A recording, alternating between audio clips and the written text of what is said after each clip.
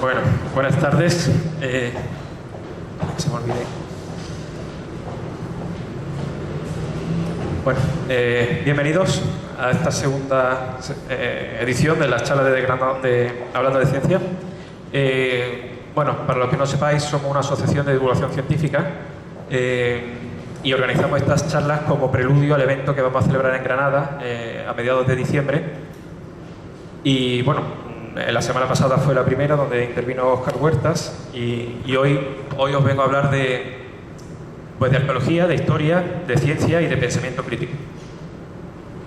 La charla la he dividido en tres partes fundamentales. La primera de ellas voy a hablar un poco, voy a describir qué es la arqueología y qué es la pseudoarqueología.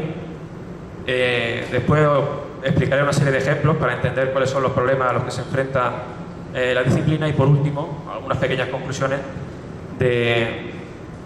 acerca del tema en general. Bueno, antes de empezar, ¿hay algún arqueólogo, algún historiador, algún estudiante de esta disciplina aquí en la sala? No.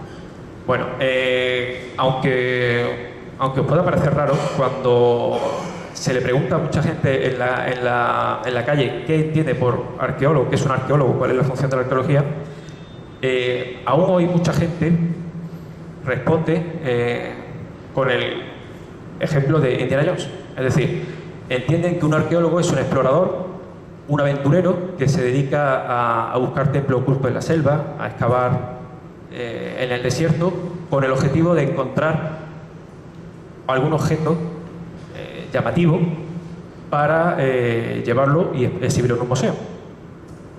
Lo cierto es que la arqueología durante muchos años se dedicó exactamente a esto. Es decir, muchos arqueólogos veían como los recursos financieros que recibían y, por tanto, la dirección de sus investigaciones venían determinadas por el interés de los museos en obtener este tipo de artefactos para realizar exposiciones con las que ganar dinero.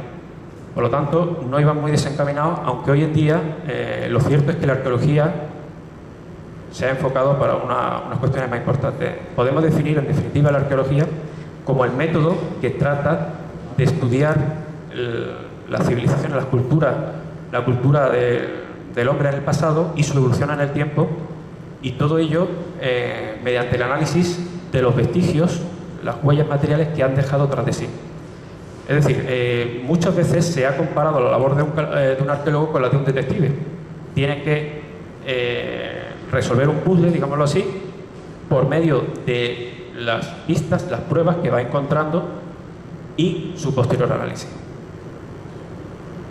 A partir de aquí, tenemos que tener claro que la arqueología tiene un método. La arqueología es una ciencia y, por lo tanto, tiene un método que podemos dividir en estos tres puntos. El primero es el trabajo de campo. Antes incluso siquiera de coger ningún tipo de herramienta, ninguna pala, es necesario hacer el trabajo de prospección. El trabajo de prospección es el trabajo previo para localizar la mayor cantidad de yacimientos posible. Es decir, se utilizan técnicas de imaginería remota, como las técnicas de imagen por satélite, o los sistemas como georradar, etc. Precisamente hace pocos días veíamos la noticia de un equipo de investigadores vascos que, a través de este método, viendo imágenes vía satélite, han descubierto un yacimiento muy importante en Perú de la cultura inca, más de 50 antiguos, digámoslo así, construcciones que no habían podido verse porque estaban en lo alto de un monte. Y gracias a esas imágenes, pues después efectivamente se fue sobre el terreno y se comprobó que la hipótesis previa era correcta. De hecho, están en proyectos de excavación. Y esa es la segunda fase del trabajo de campo, que es la excavación en sí del yacimiento. Es decir, se trata de averiguar sobre el terreno, excavando, cuál era la forma de vida de las personas que estaban allí, cuál era el ambiente en el que se desenvolvían, y para ello tenemos que vamos a comprender que hay dos leyes fundamentales. La primera de ellas es la ley de la estratificación, la superposición estratigráfica. Es decir, partimos de la base de que los sedimentos se van acumulando unos encima de otros. Por lo tanto, cuanto más excavemos, cuanto más hondo excavemos, estamos retrocediendo en el tiempo. Eso evidentemente es en una situación perfecta. Después hay muchos otros yacimientos que no funcionan exactamente así. Hay que tener en cuenta la escorrentía, es decir, que el agua arrastra los sedimentos y puede transformar el yacimiento, o incluso los yacimientos en cuevas que no tienen. Pero básicamente es una ley muy fundamental, que es eso, la deposición de los encima de otro en fase de capas. Una vez que ya se ha excavado el yacimiento y ya tenemos los materiales o las pruebas que hemos encontrado, se trabaja en el laboratorio. Ahí se realiza el análisis de todo lo que se ha encontrado. El análisis incluye la medición, la datación, muy importante, datar los objetos que hemos encontrado, todo ello con el objetivo de extraer la mayor cantidad de información posible de esas pruebas. En este campo es muy importante la labor de otras ciencias afines y necesarias para la arqueología, o sea, la física, la química, el estudio de los suelos, etcétera, etcétera. Una vez que ya tenemos esa información, hemos explorado el yacimiento, hemos recopilado todas las pruebas, ahora toca en la siguiente fase del trabajo, el trabajo de gabinete. Es decir, hay que interpretar esos datos que se han obtenido y ponerlos en contexto. Es decir, una vez que hemos encontrado esas pruebas, hemos visto qué significa, hay que ponerlo en relación con todo lo que se conoce de la cultura que se trate, etcétera, etcétera. Al final, todos estos trabajos, cada uno en su especialidad, llevarán a la publicación en distintas revistas especializadas, en libros de divulgación, etcétera. Bueno, más o menos, evidentemente muy somero, esto es lo que el funcionamiento de la arqueología. ¿Qué es lo que hace la pseudoarqueología? Pues la pseudoarqueología es la interpretación de nuestro pasado hecha por personas ajenas a la disciplina, es decir, personas no académicas, aunque esto no es fundamental, y el detalle importante es que excluyen la utilización de los métodos y análisis científicos que están comúnmente aceptados. Es decir, la pseudoarqueología se vale de la ciencia, se camufla con la ciencia para dar apariencia de veracidad. Vamos a ver, ¿quién en esta sala conoce, por ejemplo, a Zecharia Sitchin, Eric von Däniken, Andrew Thomas, es decir, Peter Hancock? Hay muchísimos escritores, en España también obviamente, muchísimos escritores que hacen esto, es decir, interpretan el pasado de forma descontextualizada, normalmente incluso llegan a falsificar pruebas, a inventarse datos, todo ello con un objetivo, hay múltiples objetivos, ¿no? Pero pueden ser económicos, políticos, en fin, de mucho tipo. Fundamentalmente eso lo distinguimos porque se aparta del método y análisis científico. Bueno, ahora voy a explicar algunos ejemplos. Este libro era de mi padre, yo lo leí, pues no sé, tendría 10 o 12 años y la verdad es que me lo tragué, lo leí de un tirón. Básicamente en este libro Andrew Thomas lo que nos cuenta es que existió la Atlántida, ese continente que todos conocemos, y que en un momento dado, cuando debido a las discrepancias de los sabios con los gobernantes que había en la Atlántida y que estaban abocados a conquistar el mundo, estos sabios decidieron salir de la Atlántida, refugiarse en sitios remotos para evitar el desastre. Finalmente, cuando la Atlántida se hundió, todos conocemos la historia, estos sabios esperaron hasta que todo volviera a la normalidad, las plantas volvieron a crecer, los animales volvieron a prosperar y volvieron como semidioses o dioses para reconducir, digámoslo así, la especie humana, es decir, nuestra conducta.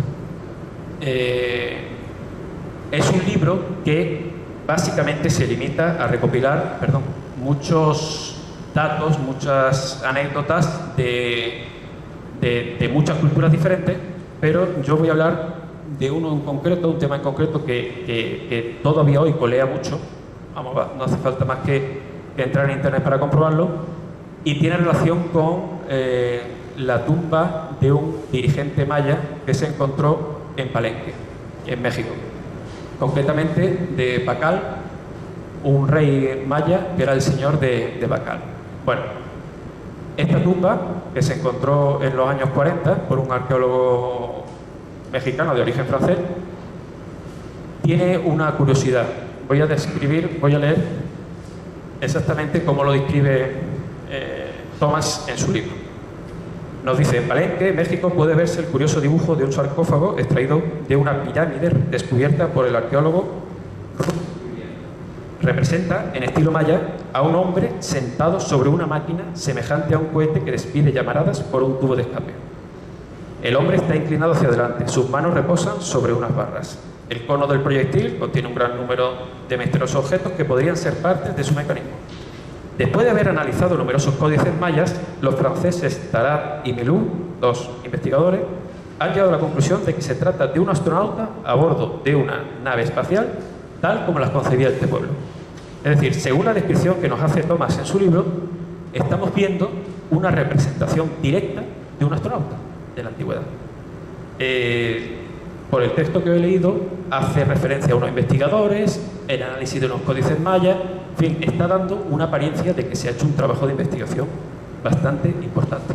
Bueno, esta es concretamente la vista superior del sarcófago. Y ahora vamos a ver qué es exactamente cómo lo describe.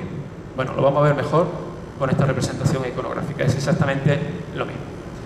Bueno, aquí tendríamos a Pakal, el supuesto astronauta. Vemos que está mirando hacia el frente. Tiene un casco, una escafandra. Lo dicen exactamente que eso es prueba de que es un viaje estratosférico, es decir, una mascarilla de oxígeno.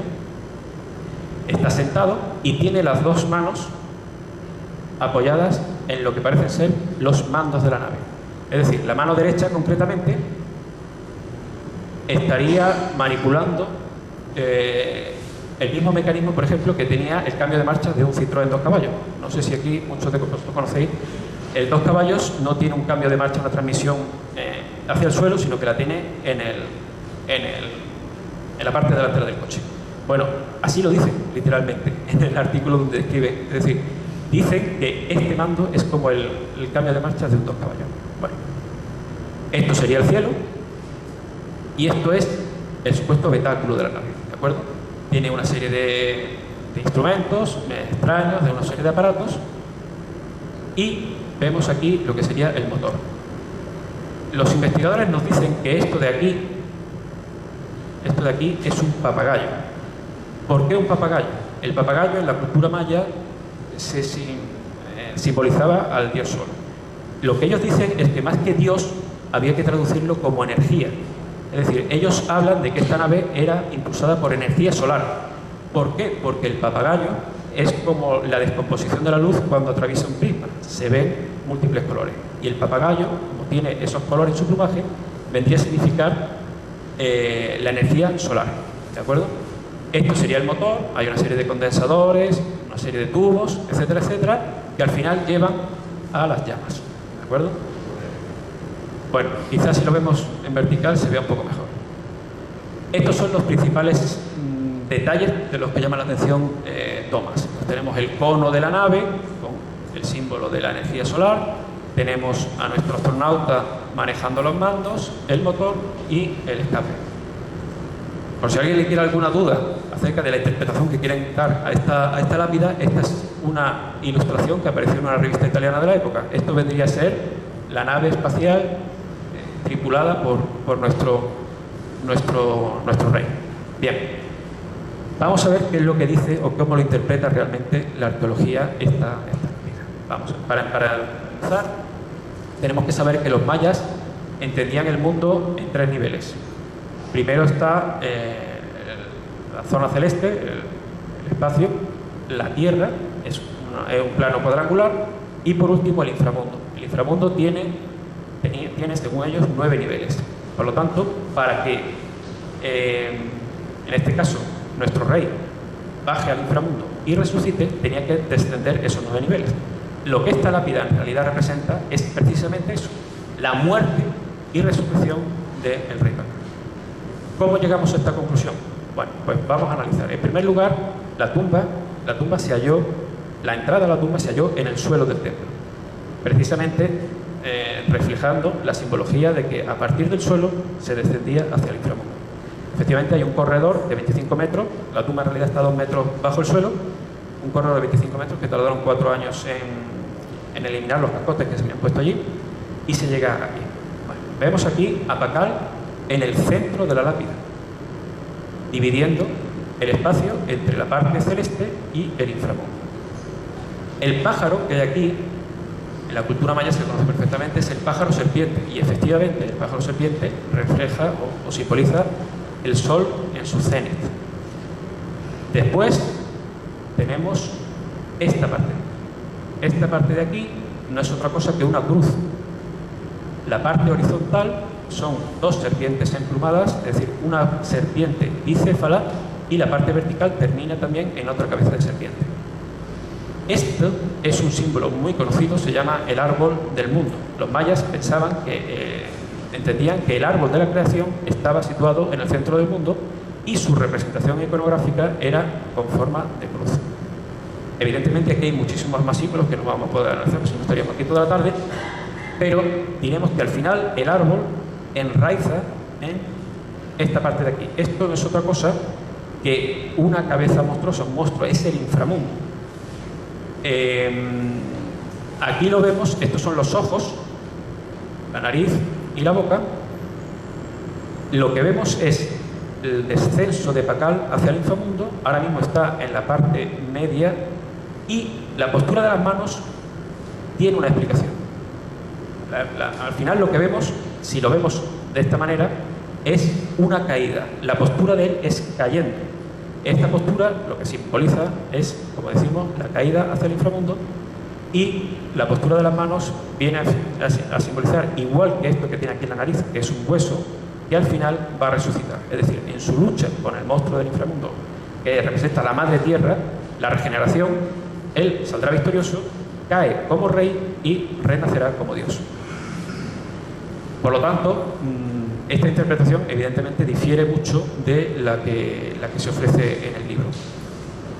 ¿Por qué? Hay un problema muy importante, hay un detalle muy importante. Todos los que defienden que efectivamente la losa de la tumba de Pacal es un astronauta, lo tratan como si fuera algo único, es decir, una representación única. No hay en ningún otro sitio la misma simbología que permita concluir que era otra cosa. Pues bien, la tumba de Pacal se halló aquí, en el Templo de las Inscripciones. Esto es un mapa parcial, obviamente, general, de lo que es el yacimiento arqueológico de Palenque hoy en día. A escasos decenas de metros tenemos el Templo de la Cruz, ¿de acuerdo? Parcialmente excavado, pero perfectamente conocido. Esto es el Templo de la Cruz. Bien, pues aquí, y su nombre ya nos debe llevar a una pista, se encontró este tablero. Tablero compuesto por 3 grandes losas de granito, pero nos vamos a fijar en el central. ¿Qué vemos aquí? Pues vemos exactamente los mismos símbolos que vimos allí. Tenemos el pájaro serpiente, tenemos el árbol del mundo, el axis mundi, y tenemos de nuevo la misma cabeza monstruosa que representa el inframundo. La cosa no acaba aquí. Si lo vemos, es casi idéntico. La representación es casi idéntica. Bien. A menos distancia todavía del Templo de la Cruz tenemos el Templo de la Cruz Foliada. De nuevo, un templo parcialmente excavado, donde se halló este tablero. Poco más hay que decir. Es decir, tenemos de nuevo la misma simbología de antes. En este caso, el árbol del mundo no se representa con una cabeza, con una serpiente bicéfala, sino que con una planta del maíz. Otra planta, evidentemente, de gran simbología para los mayas, pero como decimos, es el mismo pájaro serpiente, el árbol en forma de cruz y el mismo monstruo. En definitiva, ¿qué sucede con esta interpretación? Lo que se hace es utilizar datos reales, pero se interpretan de forma sesgada. No se cuenta toda la verdad. No se dice que esa simbología puede significar otra cosa. Es decir, en este libro y en muchos otros no se vuelve a hablar de Pacal. No se cuentan las investigaciones que durante décadas han venido haciendo los arqueólogos en la zona y en otros lugares de México, que vienen a demostrar que no es nada llamativo, que no es nada sorpresivo, sino al contrario. Hay un profundo estudio de la simbología y la mitología maya que lleva a una conclusión diferente. Por lo tanto, este tipo de libros lo que lleva es siempre a lo mismo. utiliza parcialmente determinadas que son llamativas, porque evidentemente cuando uno lo lee sin tener un conocimiento de la mitología, pues efectivamente parece una nave espacial o la explicación que te dan, pero no dicen toda la verdad. Bueno, vamos a otro ejemplo. Zecharia Sitchin es un escritor, era un escritor, ya falleció en el año 2010, era un escritor de origen ruso que nació en 1922 y escribió, se dedicó a escribir libros. Escribió muchísimos libros, todos de éxito, vendió millones de ejemplares y todos los libros fueron traducidos incluso a más de 25 lenguas. Su hipótesis, su teoría, lo que él defiende en sus libros es que la primera cultura conocida en la Tierra, que es la cultura sumeria, fueron creados artificialmente por una raza de extraterrestres. Nos cuenta en sus libros, son un total de serie de 9, que estos extraterrestres que venían de un planeta que es desconocido para la ciencia, de ahí el título del libro, el 12º planeta, vinieron a la Tierra, los llama Anunnakis y los compara o los pone en relación con los Nefilim de la Biblia, del Antiguo Testamento. Bueno, pues estos vinieron aquí. El objetivo de estos extraterrestres era recopilar oro, ¿de acuerdo? En fin, no dice para qué, pero bueno, es lo que venían a hacer. En definitiva, como no querían trabajar, lo que hicieron fue crear a la raza humana. ¿Cómo lo hicieron? Pues utilizando su material genético, con ingeniería genética, mezclaron su ADN, como decimos, con, en este caso, Homo erectus, y a partir de ahí surgió Homo sapiens. Parte, por tanto, de echar por tierra casi todo lo que conocemos, no solo de evolución, sino de historia. Bien, este libro yo lo compré hace muchos años, pero se sigue editando. Es decir, tiene tanto éxito que se sigue editando. Bueno, el ejemplo que os voy a poner, y uno que él le da mucha importancia, tiene relación con sostener que los sumerios, al crear su escritura, ya nos dejaron pistas de lo que él estaba diciendo. Es decir, que había astronautas, que había unos dioses que vinieron a la Tierra, extraterrestres, y que evidentemente podían viajar por el espacio. Bueno, para ello utiliza el ejemplo de una palabra sumeria que es Dingir, en un capítulo que tiene un título muy curioso, que es los Nefilim y su viaje con los cohetes celestes. Voy a decir exactamente.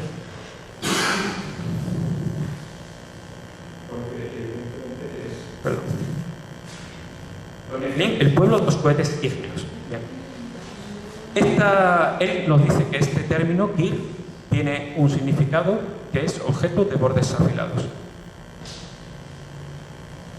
La palabra Din para él significa justo, puro o brillante. Por lo tanto, cuando unimos los dos términos para formar la palabra Dingir, que es una palabra que efectivamente existe en sumerio y que significa dioses o deidad, utiliza esta ilustración. Bueno, pocas palabras bastan. O sea, todo el mundo vemos lo que quiere decir. Esto, según él lo define, es un cohete de dos fases. Por lo tanto, los dioses sumerios serían los justos de los objetos en punta brillantes o los puros de los cohetes ardientes. Esta explicación lo hace acompañado de muchas ilustraciones, etcétera, etcétera. ¿Qué es en realidad? ¿Qué significa en realidad este término? Bueno, pues no hace falta mucho. Hay que acudir a cualquiera de los muchos diccionarios que existen de sumerio en la actualidad y que también estaban en la época en la que Sitchin escribe su libro, que es 1976, cuando salió la primera edición. La cultura sumeria se viene investigando desde los años 20 del siglo pasado, de 1920 aproximadamente. Y se tiene un conocimiento bastante amplio porque se han recuperado muchas tablillas, se conservan muy bien en el desierto y se ha podido traducir bastante bien los textos. Es decir, hoy en día no es complicado transliterar y traducir cualquier tablilla sumeria. Bueno, este es el símbolo sumerio para Gir, que efectivamente significa cuchillo de espada. Por lo tanto, vemos que Sitchin no iba muy desencaminado cuando hablaba de un objeto con los filos cortantes. Este es el pictograma para Din, que significa vida, salud o vigor. ¿Qué ocurre? Si hacemos el mismo esfuerzo que hizo Sitchin y los ponemos uno al lado del otro, ¿qué me dicen? Sí, podemos decir que tiene un parecido. Bueno, hay que esforzarse un poco, pero sí tiene un... ¿Perdón? ¿Estos flecos de aquí? Bueno, esta es la ilustración del libro, que podríamos asemejarlos a estos de aquí. Es decir, hay que saber que la escritura sumeria, la escritura de Mesopotamia, se llama cuneiforme porque tiene forma de cuña. Se escribía con una varilla, ¿de acuerdo?, que deja estas marcas. Es decir, es triangular y después se puede extender.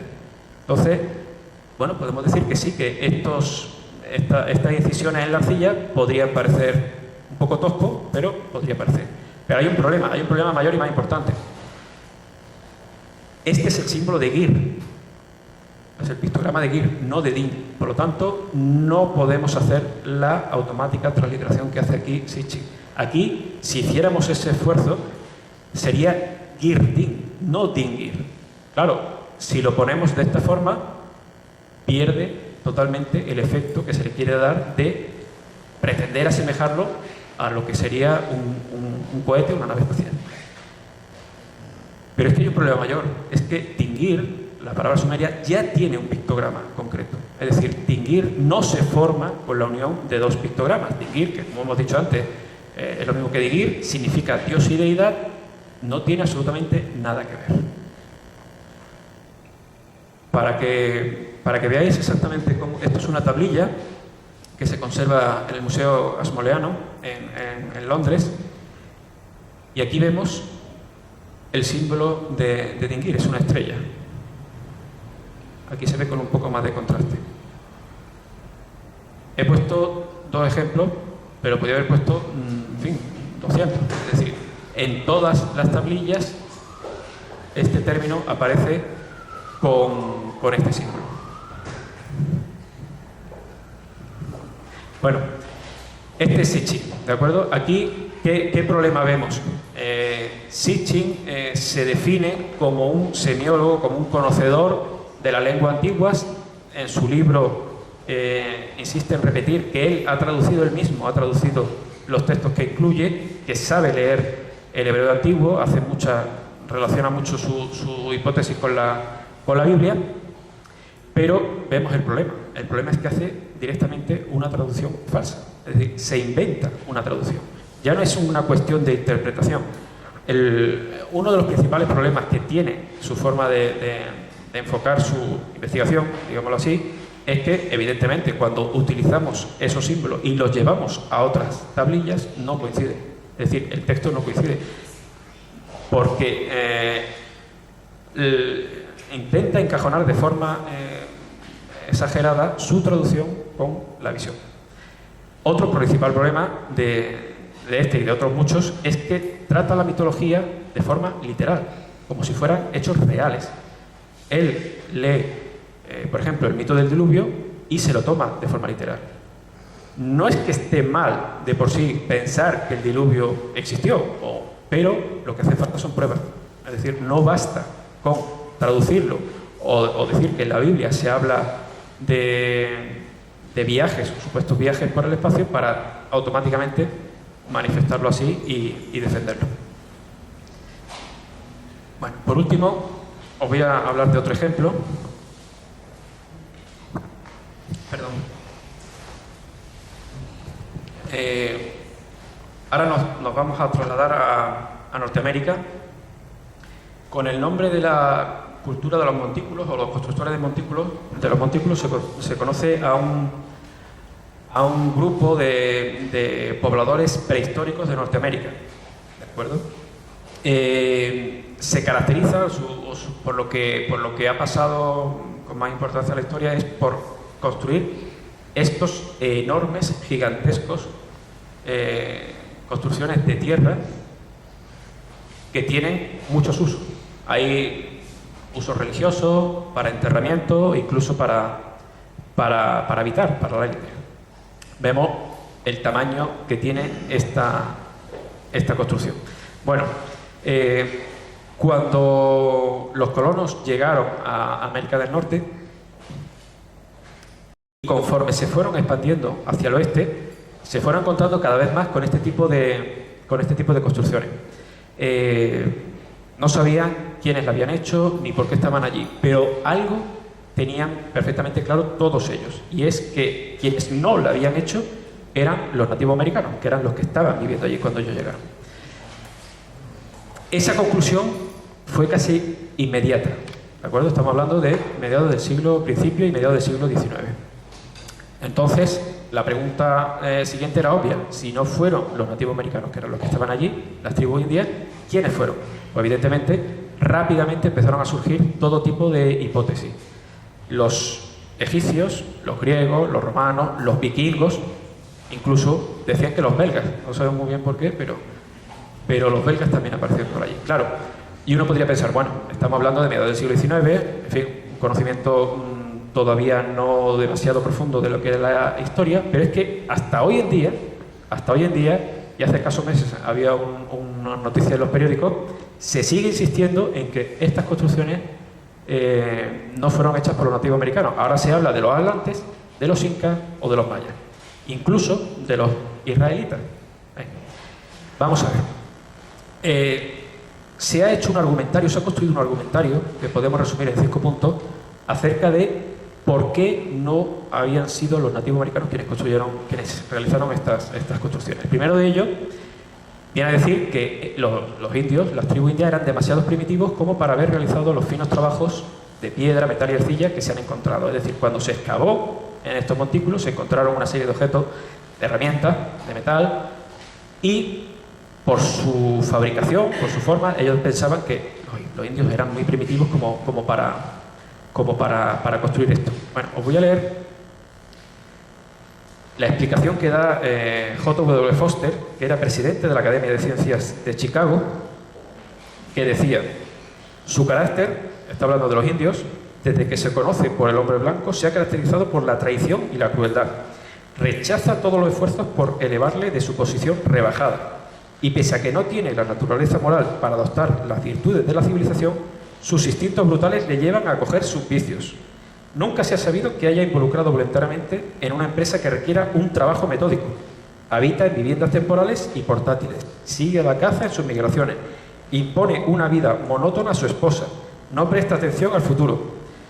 En definitiva, suponer que esa raza construyó las fuertes líneas de circunvalación y los montículos simétricos que coronan muchos de los terraplenes de nuestros ríos es tan absurdo casi como suponer que construyeron las pirámides de Egipto.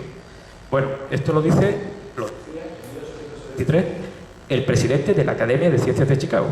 Es decir, aquí lo que vemos es un profundo racismo en su visión de lo que eran los nativos americanos. En definitiva, este tipo de pensamiento les sirvió para su posterior masacre. Es decir, al final se buscaban justificaciones para eliminar a los indios y apartarlos de sus tierras centrales. Bien, otra explicación era que tanto los montículos como los artefactos que se encontraban eran mucho más antiguos que los restos que encontraban, que eran más tempranos de la cultura india. Es decir, volvemos a lo de antes, acudir a civilizaciones perdidas para buscar una explicación a algo que no se comprende. Es cierto que en esta época no se conocía, todavía no se practicaba la estratigrafía que se empezó a utilizar a partir de los años 20, es decir, no se conocía la forma de medir, de datar un yacimiento, pero se hicieron esfuerzos de forma aproximada. Se utilizó la dendrocronología, es decir, lo que se utilizó fue calcular, contar los anillos de crecimiento de unos troncos que se encontraron, de unas maderas que supuestamente era para construir las casas, y se llegó a la conclusión de que se habían construido en el año 1300, aproximadamente 1300, antes de la era común. Bueno, hoy sabemos que no hubo una sola cultura de los montículos, fueron muchos pueblos los que sucesivamente realizaron o tenían esta tradición, esta cultura, y el más antiguo se ha datado en unos 5.400 años antes del presente. Estamos hablando de unos 3.400, 3.300 años antes de la era común. Por lo tanto, aproximadamente al mismo tiempo que se levantaban las pirámides en Egipto. O sea que vemos que la tradición que heredaron los indios, las tribus indias, venía de antiguo. La tercera explicación, la tercera justificación para negar que fueran los nativos americanos, era que ellos, los indios, que los colonos vieron cuando llegaron a Norteamérica, ya no construían estos montículos. Ya no los construían, y cuando se les preguntaba quién lo había hecho o por qué lo habían hecho, ellos no sabían dar una respuesta. Por lo tanto, concluían lógicamente, bueno, si ellos mismos no saben quién lo ha hecho, quién lo ha construido, está claro que han sido otros. A esto tiene otro problema, y es que, evidentemente, si se consultan las crónicas normales, se comprueba que efectivamente están equivocados. ¿Por qué? Desde el siglo XVI y XVII ya hay crónicas, concretamente Garcilaso de la Vega, por ejemplo, el Inca Garcilaso que lo llamaban, que ya describe estas construcciones y cómo los nativos que él encontró cuando llegó allí las hacían, y relata que las utilizaban como símbolo, como símbolo religioso, construían templos y construían también habitación o casas para la élite, ¿de acuerdo? Además, en la expedición que hicieron Lewis y Clark desde este a oeste, la primera expedición que atravesó completamente el continente americano, también en los informes que escribieron, también cuentan cómo vieron la forma de construir estos montículos. Por lo tanto, de nuevo encontramos una falta de información. La penúltima explicación era que se habían encontrado artefactos de metal, de hierro, plata y cobre, y otras aleaciones enterradas. ¿Por qué decían esto? Pues los indios americanos no conocían la metalurgia, conocían la metalurgia básica, pero no la tecnología avanzada que permitían, por ejemplo, fabricar el cobre o las aleaciones para obtener bronce. Por lo tanto, insistían, dado que los nativos americanos no tienen esa tecnología, evidentemente no fueron ellos. Más tarde se ha comprobado, con estudios recientes, se ha visto que todos los artefactos que se encuentran en estos yacimientos están hechos de cobre nativo. Es decir, el cobre que se encuentra de forma natural en la tierra, las vetas de cobre en la tierra de forma natural. Por lo tanto, no es un impedimento tampoco. Por último, y este es más curioso, lo he dejado al final por eso, afirmaba: se han encontrado piedras talladas con inscripciones en alfabetos europeos, asiáticos o africanos. Bien, los nativos americanos, antes de la llegada de los colonos, no tenían alfabeto ni tampoco tienen escritura. Por lo tanto, encontrar una piedra o un objeto tallado con un alfabeto, evidentemente demuestra que ellos no habían construido los montículos. Bien, en la década de los 60, de 1860, un arqueólogo aficionado dijo haber encontrado esta piedra en un montículo en Ohio. Vemos que parece una plomada, lo que cuelga al final de una cuerda para nivelar un terreno, por ejemplo. Bueno, aquí lo que vemos son unas inscripciones en hebreo, ¿de acuerdo? Evidentemente, cuando esto salió a la luz, se armó un escándalo. Ya habían encontrado la prueba definitiva de que los indios americanos, los nativos americanos, no habían construido los montículos, sino que habían sido los restos de las tribus perdidas de Israel que habían llegado a Norteamérica en época prehistórica y habían prosperado por allí. Bueno, ¿qué pasó? Esto salió publicado en los periódicos, se le dio mucha importancia, pero hubo mucha gente que desde el principio ya puso en duda la veracidad. Un hecho importante, un detalle importante, es que las letras que aquí aparecen, el alfabeto que aquí aparece, es moderno. Moderno me refiero contemporáneo a la época en la que se encontró. Por lo tanto, no tenía la antigüedad que se le pretendía al objeto desenterrado supuestamente de un montículo de cientos de años antes. Quedó un poco, esta crítica quedó un poco en el olvido, y al poco tiempo dijeron encontrar esto.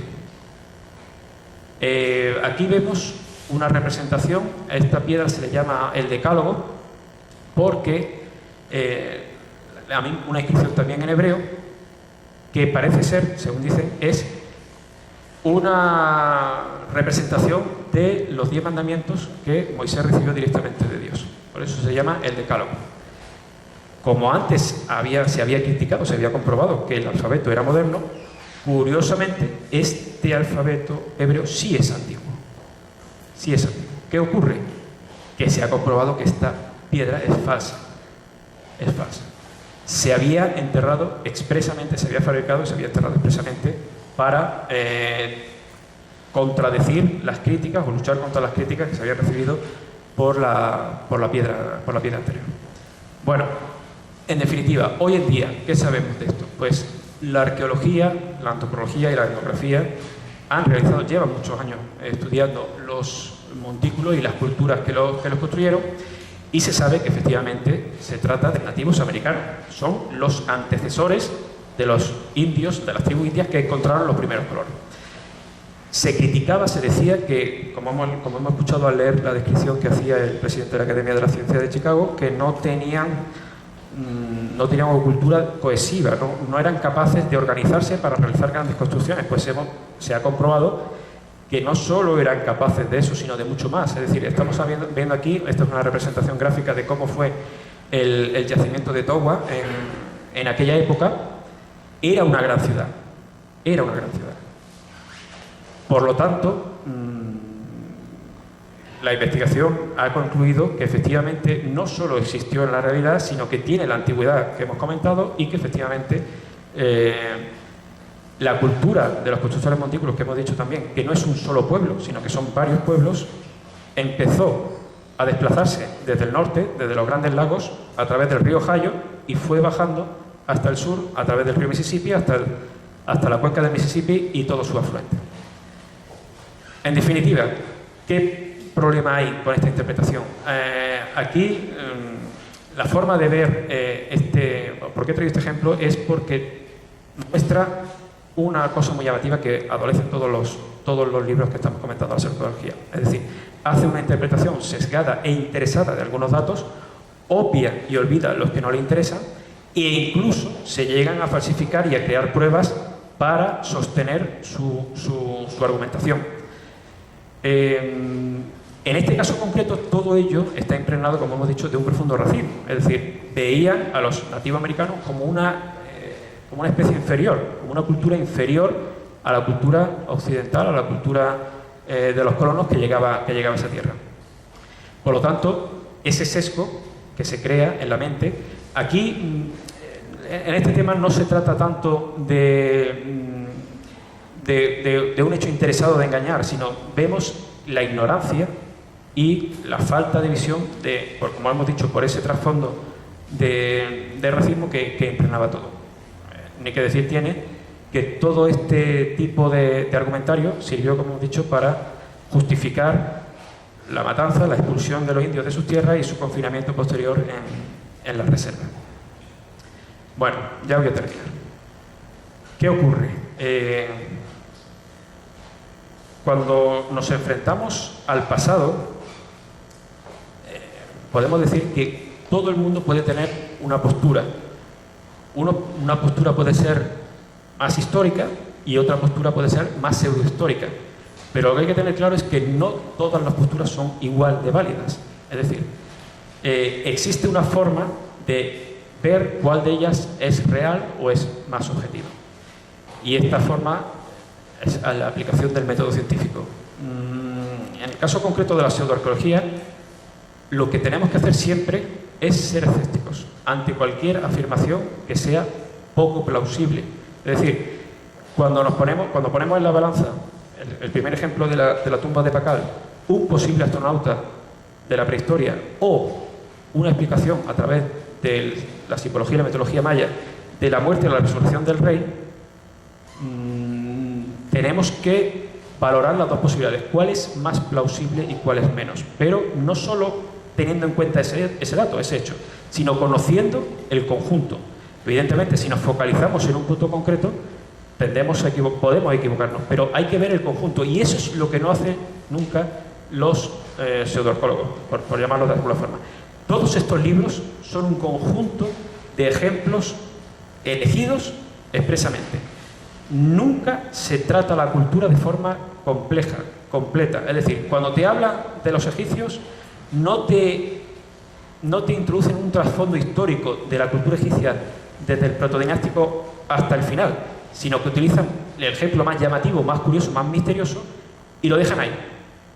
Claro, la postura del lector es dos opciones: o creerse lo que está leyendo y dejarlo estar, o decir, qué raro, voy a investigar más, voy a leer más. Claro, cuando uno lee más, ya me da igual lo que sea, revistas, libros, artículos, lo que sea, empieza a comprender el trasfondo y ahí se diluye todo. Porque como hemos visto, todo tiene una explicación. Bueno, todo no, pero hay muchas cosas que tienen una explicación. Ahora hablaré de ese tema. En definitiva, al final, el que hace una afirmación extraordinaria tiene que aportar pruebas iguales de extraordinaria. Si yo digo que la escritura cuneiforme demuestra que los dioses en Sumeria eran astronautas o eran extraterrestres, no me basta con que me malinterpretes o me traduzcas de forma incorrecta una parte muy concreta de un texto mitológico. Tienes que darme una explicación más convincente. Tú eres el que tiene la carga de probar lo que estás diciendo. En definitiva, no hay que defender ni dogmatismos ni mente cerrada. De hecho, la arqueología, si por algo se caracteriza, es por saber que muchas veces sus conclusiones son provisionales. El arqueólogo o el historiador trabaja sobre la base de proponer una hipótesis. Es verdad que la arqueología no es una ciencia que permita reproducir sus experimentos, como es la física, por ejemplo. Uno está analizando lo que sucedió en el pasado y evidentemente no puede volver a reproducir lo que pasó, no estábamos allí. Pero, insisto, mientras un arqueólogo plantea una hipótesis sobre la base de la información que ha obtenido en los yacimientos arqueológicos, esa información, esa hipótesis se publica, se comenta y se explica con el resto de colegas. Y son los otros colegas los que dirán si es correcta o es incorrecta. Al final, si la hipótesis se va confirmando con el resto de información que va recopilando el resto de la comunidad científica, eso podemos verlo como una confirmación experimental. Si la hipótesis se mantiene, evidentemente, es por ese hecho. Por lo tanto, en definitiva, si vemos esa forma de actuar de la ciencia, como hemos dicho, el arqueólogo no ve su conocimiento como algo definitivo, algo firme. ¿Por qué? Porque un nuevo descubrimiento, los datos nuevos, pueden llevarle a tener que modificar su argumentación. Y eso lo hace un arqueólogo. Eso sí que no lo hace un pseudoarqueólogo. Estos libros han sido reseñados muchas veces porque han tenido mucho éxito. Es decir, era tanta gente la que lo leía y creía lo que se decía que los arqueólogos académicos, digámoslo así, los leyeron y los reseñaron y plantearon sus críticas. ¿Qué hicieron o qué han hecho los escritores de estos libros? Nada. No han sido capaces de rebatir esas críticas. Es decir, ellos se defienden diciendo, bueno, la arqueología oficial lo que hace es defender su postura, defender su fuerte cerrado, para que nadie plantee una hipótesis alternativa. Lo que hacen ellos es ponerse como víctimas, como me estoy defendiendo del que piensa que yo soy un mero aficionado y que no tengo derecho a discutir con ellos. Bueno, eso en realidad no es así, insisto. Se ha investigado y se ha comprobado que muchas de las cosas que dicen no son ciertas. Richard Feynman es conocido por su divulgación con toda la pseudociencia. Ejemplifica bien lo que quiero decir. Él dijo que hay que tener la mente abierta. Hay que tener la mente abierta significa que el científico como tal no puede cerrarse en su argumentación, por lo que hemos dicho, porque todo planteamiento del pasado es provisional. Continuamente se realizan nuevas excavaciones, continuamente se hacen nuevos descubrimientos y cualquiera de ellos puede echar por tierra alguna parte de las teorías que hoy en día se consideran válidas. Por lo tanto, hay que tener la mente abierta. Pero ojo, no tanto como para que se te caiga el cerebro al suelo. Es decir, hay cosas que son exageradas y no hay que caer en creerlo todo a pie juntillas sin que se aporten pruebas convincentes. Para terminar, ¿qué problema hay? Evidentemente los arqueólogos, como todo científico, pasan la mayor parte de su tiempo investigando, excavando y comunicando sus descubrimientos con el resto de colegas. No hay el paso siguiente. Carecemos de buenos divulgadores. en arqueología y buenos divulgadores en historia. ¿Qué ocurre? ¿Qué es lo que hace el público? La gente está interesada en el pasado, la gente está interesada en la historia. Hemos visto el auge de las novelas históricas, series de televisión, los documentales. La gente le gusta, pero no encuentra esa información. Entonces cae en los artículos, los libros, etcétera, etcétera, que dan una visión distorsionada, como hemos dicho. Entonces habría que rellenar ese hueco. Eso que se achaca al resto de científicos, de que tienen que salir del laboratorio para llegar a la sociedad, es especialmente complicado en la arqueología y en la ciencia histórica. Muchos científicos, astrofísicos, físicos, médicos, etcétera, biólogos, hacen eso, pero pocos arqueólogos, pocos prehistoriadores bajan al terreno de la sociedad para comunicar sus descubrimientos de forma clara. Por lo tanto, no es un tema menor, pero siempre hay una solución.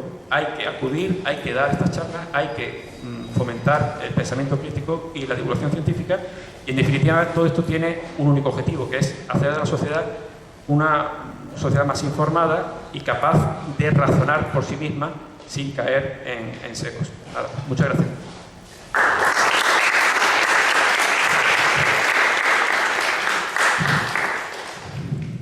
No sé si alguien tiene alguna pregunta.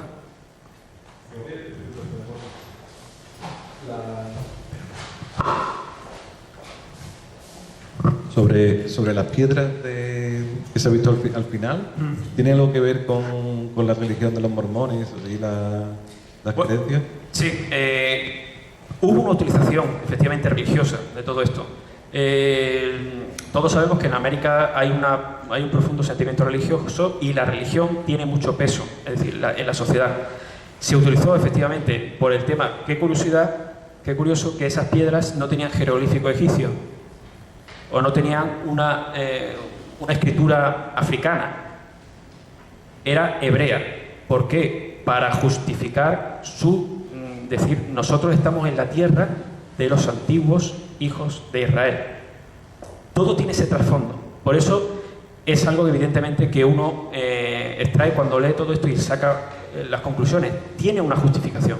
Muchos escritores escriben por ganar dinero. Eric von Däniken hizo un parque temático, pero hay un trasfondo también muchas veces social y político también. Y efectivamente es así.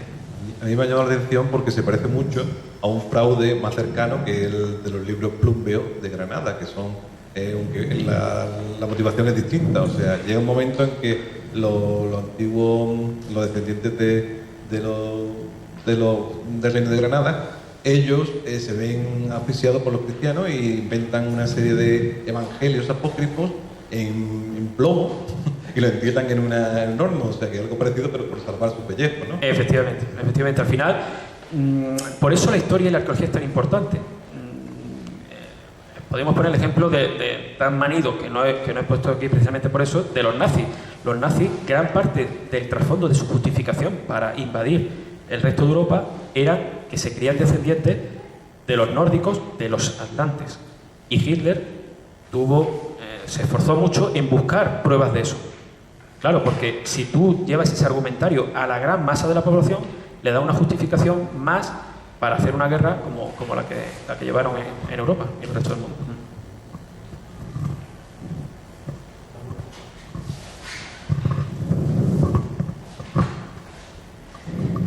Eric von Däniken, el oro de los dioses. Figurita de oro que era chiquitita, una especie de amuleto, algo así, que tiene la forma de un Phantom F4 o un Mirage. ¿Qué puñeta es eso, entonces? Por si lo sabe, por curiosidad, ya que veo que está... No. Como yo desde chico he tenido ese libro y me lo he creído, y bueno, sí. sácame de la creencia. ¿Qué es? Ese ejemplo es el mismo que otros muchos. También se han visto en los jeroglíficos egipcios, se ha querido ver un marcianito o una maqueta de un avión dentro de las pirámides hechas en madera. Bueno, todo tiene una explicación. No sé exactamente ese caso concreto, pero habría que preguntarse quién encontró eso. Y después, ¿esa figurita se ha sometido a un análisis científico? ¿Se ha visto? Porque toda fabricación deja rastro, deja huella.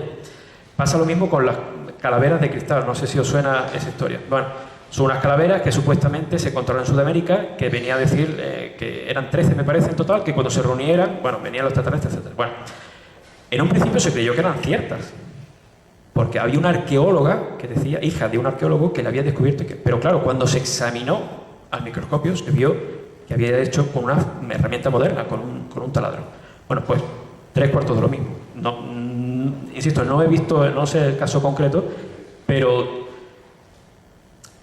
no hay que rechazar todo de antemano. Es decir, no hay que decir, no, eso es imposible. Eso sería tener la mente cerrada. Ojo, hay que decir, vamos a someterlo a una investigación, a ver si supera las pruebas de una investigación seria, obviamente.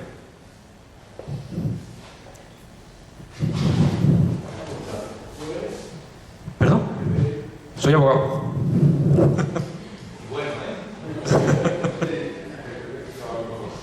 ¿Y qué te ha llevado a leer eso? ¿Perdón? ¿Por qué te has leído eso? ¿Que por qué me he leído los libros? Bueno, lo comento. A mí me encanta. Me encantaba. Yo ya he dicho, el primero de ellos, que como podéis ver, lo tengo tan gastado que lo he tenido que volver a encuadernar. Este libro, el de Andrew Thomas, el de los secretos de la Atlántida, me lo habré leído 20 veces. Enganchan. Estos libros, no sé si alguno lo habéis leído, pero estos libros están muy bien escritos. Están muy bien escritos. Entonces, ese es un punto muy a favor de estos escritores. Los llamo escritores, no historiadores, porque son buenos escritores. Por eso he dicho que lo que hace falta es un contrapeso igual. Buenos escritores, buenos divulgadores, pero arqueólogos, historiadores, etcétera, etcétera. Alguna vez me han preguntado, bueno, ¿y esos libros por qué no los quita o por qué no los...? Yo no soy partidario nunca de decir esto no hay que leerlo o esto hay que leerlo. Yo creo que tenemos que esforzarnos. El pensamiento crítico no es algo que nos venga de forma innata. Es decir, el pensamiento crítico exige un esfuerzo, exige lo que no exige la lectura de estos libros. Entonces, hay que hacer ese paso. Hay que leer esto. Yo los leo. Claro, primero los leo desde chico porque me gustan. Y después... Primero,